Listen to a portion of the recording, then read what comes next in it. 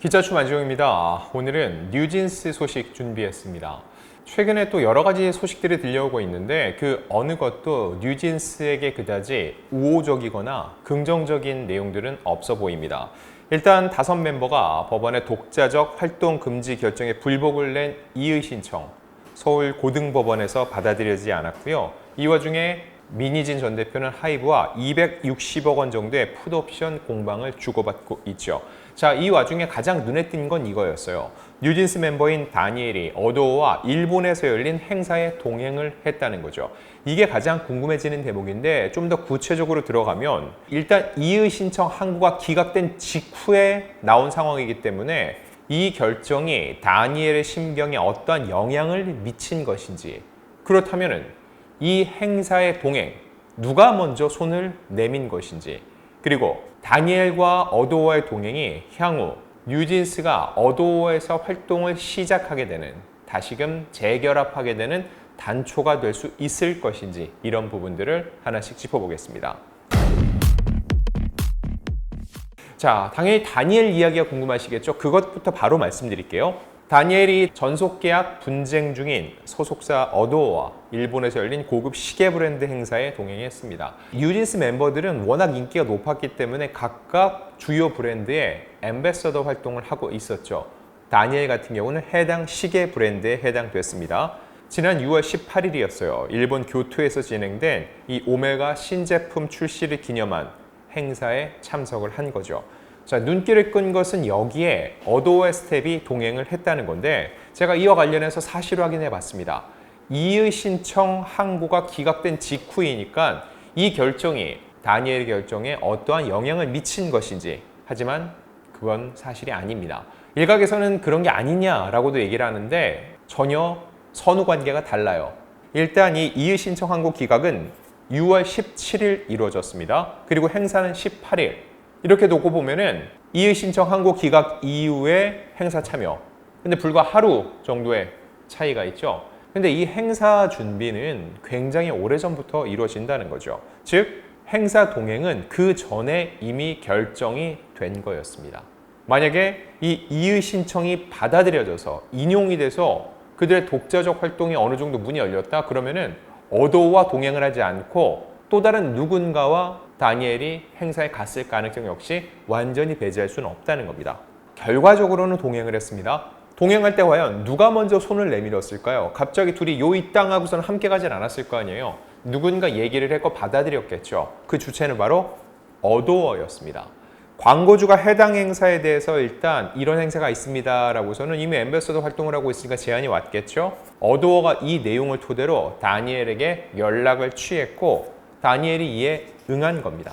자, 여기서 이어지는 궁금증은 왜 광고주는 다니엘이 아니라 어도어의 연락을 취했을까 하는 겁니다. 그리고 다니엘은 왜 이를 받아들였을까, 이 부분인데, 얼마 전입니다. 이 간접 강제 결정이 내려졌죠. 즉, 뉴진스 멤버들은 어도어와의 분쟁 중인 가운데 법원에서는 독자 활동을 한 번 할 때마다 1인당 10억 원씩의 배상금을 내라는 결정을 내놨습니다. K-팝 역사상 정말 유례없는 결정이었죠. 그 주문 내용이 중요해요. 그 주문 내용을 보면은요, 채무자들은 기획사 지위 보전 및 광고 계약 체결 등 금지 가처분 결정에 따라 채권자가 채무자들을 상대로 제기한 전속계약 유효 확인의 소에 제1심 판결 선고 시까지 채권자의 사전 승인 또는 동의 없이 스스로 또는 채권자의 제3자를 통해 별지 기재 연예 활동을 해서는 안 된다. 이게 주된 주문 내용입니다.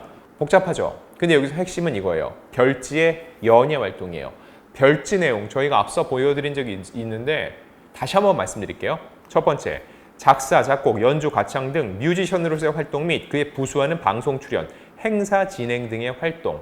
이거는 앞서 이들이 진행했던 홍콩 행사가 이 1항에 해당이 됩니다. 두 번째, 광고 계약의 교섭 체결, 광고 모델로서의 광고 출연이나 본인의 대중문화 예술인의 지위, 인기에 기반한 상업적인 활동. 이 2항에 다니엘의 앰버서더 활동, 광고 모델 활동이 포함될 수 있다는 겁니다. 이 광고 계약은 누구를 통해 이루어졌나요?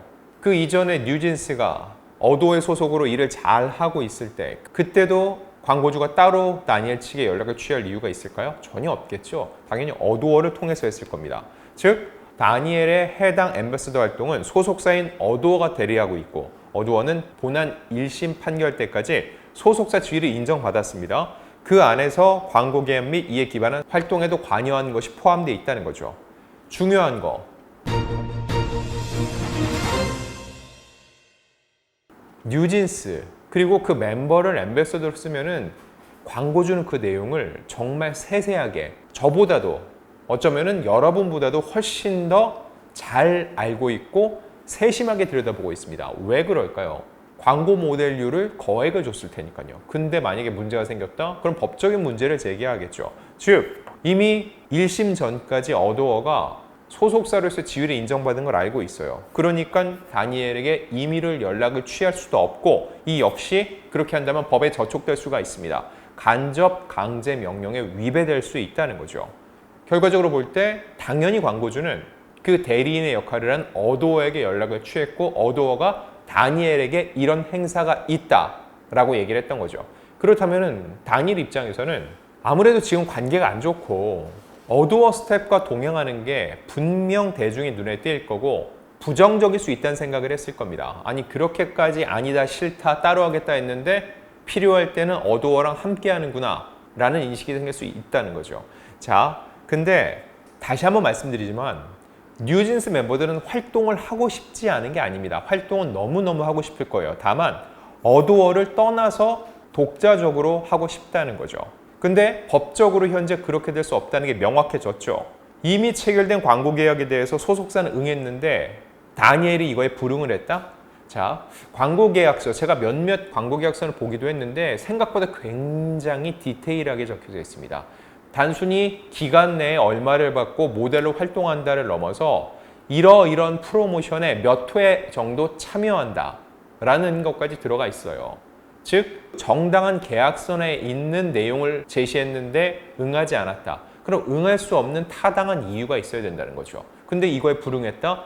광고주 입장에서는 당연히 광고 계약 위반 사항이 발생했다고 판단할 수 있습니다. 그럼 그거에 대해 책임을 누가 져요? 당연히 어도어에 묻겠지만 어도어는 누구한테 문제 삼겠어요? 다니엘이 응하지 않았다로 갈 수밖에 없겠죠. 즉 지금 뉴진스의 활동이 중단돼 있고 그들이 수익이 딱히 없는 상황 속에서 이러한 법적인 문제까지 발생을 한다? 멤버들 입장에서는 정말 힘든 상황이 될 수밖에 없다는 겁니다. 그래도 사람들이 생각합니다. 그래도 이렇게 함께 한다는 건 어느 정도 화해의 단초를 보여준 게 아닌가라고 생각을 할 수 있습니다. 특히 이 17일 법원에서 뉴진스 멤버들이 냈던 항고를 기각한 뒤 첫 공식 행사였기 때문에 기각 결정이 나오고 하루 만에 다니엘이 어도어 직원들과 동행해서 행사를 치렀어? 이거는 뭔가 다시 함께 갈 수 있다는 긍정적 신호가 아니야? 라고 생각할 수 있는데 사실 이 부분은 제가 체크했을 때는 사실은 아닌 것으로 보입니다. 왜냐면은 뉴진스가 앞서 계약 해지 통보 후에도 예정된 광고권 같은 경우는 어도어와 함께 진행을 해왔다는 이야기도 있습니다.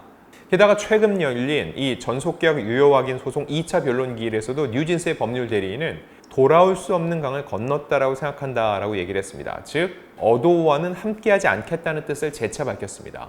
결국 이 광고 행사는 굉장히 불편한 동행일 수밖에 없다는 거죠. 자, 그럼 앞선 이 법원의 항고 기각 결정, 이것도 제가 한번 짚어드릴게요. 일단 5멤버가 법원의 독자적 활동금지 결정에 불복해서 낸 이의 신청이 서울고등법원에서도 17일에 받아들여지지 않은 겁니다. 근데 이것도 항고니까는 처음이 아니라는 거죠. 제가 시간 순서대로 한번 정리를 해드릴게요. 먼저 지난 3월입니다. 이거는 서울중앙지법 민사합의 50부예요.